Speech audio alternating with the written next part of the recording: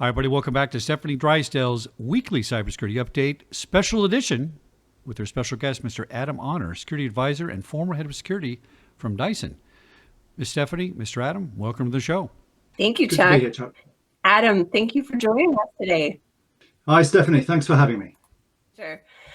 So we wanted to sit down and talk with everyone. Adam is one of our senior advisors who is a great resource, has had a lot on his plate as head of security for Dyson when he was in that position, and which has a really, really unique global footprint and a lot of moving parts. So I wanted him to talk about organizations and how we're going to kind of come back from this post-COVID situation. So he was nice enough to pop in and share his thoughts with us. So thank you for joining us.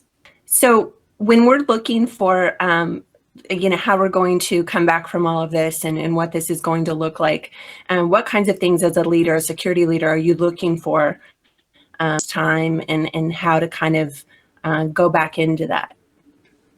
Yeah, thanks, Stephanie. That's a really interesting question. And from my perspective, I think you've got to look at it in a number of swim lanes. You look at really from a leadership perspective, what are the qualities and the actions that you need to take as a leader, as a functional leader as well. How are you going to bring your business out of what has essentially been a chrysalis state for the best part of however you've been in lockdown?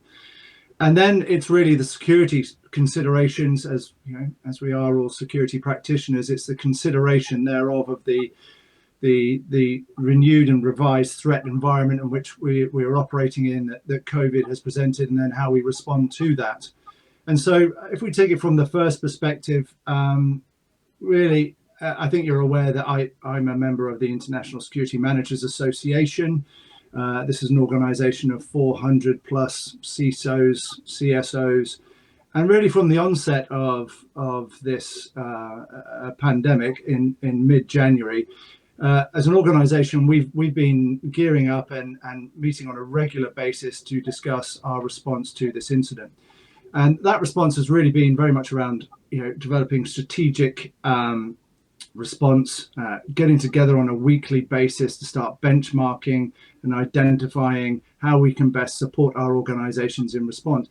A lot of the organizations that are members of ISMA find themselves operating out of the Asia Pacific region, so they're very early on impacted by the events.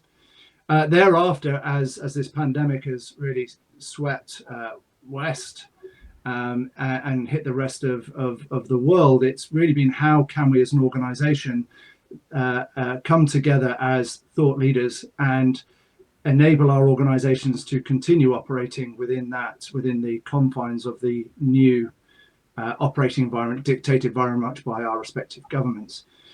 And it's been an interesting period, and we very much found that there are many tactical and strategic things that we've been working through, and I myself have been working with a number of organizations with regard to how do they manage this current situation, what are the best practice with regards to leadership behaviors, what are the best security behaviors as well, and then what do we need to do when we come out the other side. So I can talk you through, if you'd like, some of the early our early thought thinking as to how we feel our response should be with regard to physically and virtually returning to work. No, that would be great. I think a lot of people are asking about how that transitions, how we transition from nothing straight back to all, or whether there's kind of a gradual return to whatever the new normal is going to look like. Yeah, and it's really interesting. So from our perspective, there's an awful lot that can be done as leaders now, and some of those leadership activity is really based around managing your team. So from a team perspective, ensuring that you're communicating on a regular basis, and and moving away from the transactional relationship, try and have that water cooler moment, try and engineer that 15-minute coffee shop moment where you're getting into your team and understanding and empathizing the challenges that they're having on a daily basis in response to this. Because let's be honest, we've all been touched, everybody's impacted, and everyone's got their concerns. So as leaders, it's really incumbent on us to make sure that our team understands their role going forward, and can really see a strategic way forward coming from the leader. And that kind of segues into, when you think about during this period, beyond then the communication element, it's to really work with your teams to make them understand that when we come out of this, there will be a revised strategy, and now is the time to start looking at that strategy. What does that strategy look like going forward? And then sharing that with your team with passion, so they can understand that they've got a role to play when we re-emerge. And another aspect that I've been working with companies is really to ensure that we take this time to develop our teams as well.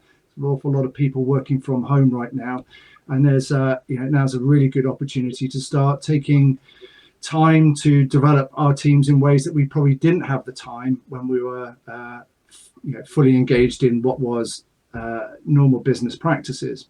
And so in doing so, trying to identify people within your organizations who can give you a 30 to 60 minute immersion on a process, on software, on a part of the business that you feel is going to benefit your team.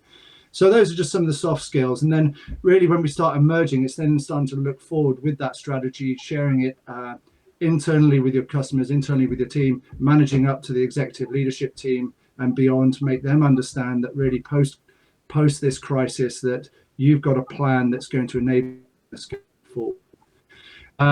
I've spoken about how we manage not only our internal customers, but also external customers and suppliers. They're just as important as our internal relationships, and make them understand that coming out the other end, they've got a role to play.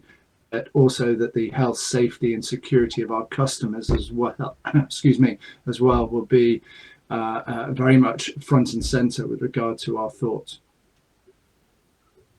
Excellent. So you are in the UK right now. So what does it look like for you all in terms of timeline? When do you think you guys are going to kind of ease back in? Well, we've just had an extension this week of another 3 weeks, and there's been no talk really at this stage of hitting the peak or plateauing. So from my perspective, the clients that I'm working with, it's really that it's planning in 6 weeks blocks, that really to just take that long view to manage the marathon. This isn't a sprint. Many of us have been in this lockdown period for a prolonged period of time, and we're unlikely to emerge from it and just resume normal business. So it's really, as I say, managing that marathon and ensuring that when you do come out, that physically and virtually you've made all the preparations from a leadership side and from a cyber and physical security perspective to ensure that you can gently start easing back into business. And as I mentioned before, at the forefront of all of that is the health and safety of our employees, that they've got the confidence that when they do come back into the office, that the strategy and plan has been thought out to take care of their needs, and to enable then the business to start easing back into a normality, say inverted commas, in the new COVID, post-COVID crisis. So now, Adam, those are really great points. I appreciate you coming to talk with us today. If anyone has any questions for Adam, please feel free to put them in the comments below, or message or connect. He has a wealth of knowledge. I could have kept him for much, much longer, but hopefully this was helpful and gives you guys a little idea of how we're going to kind of ease back into this. So Adam, thanks for joining us. No, thank you, Stephanie. It's been a real pleasure. Thank you very much for your time, and I look forward to working with you in the future. Thank you. Excellent. Thanks all.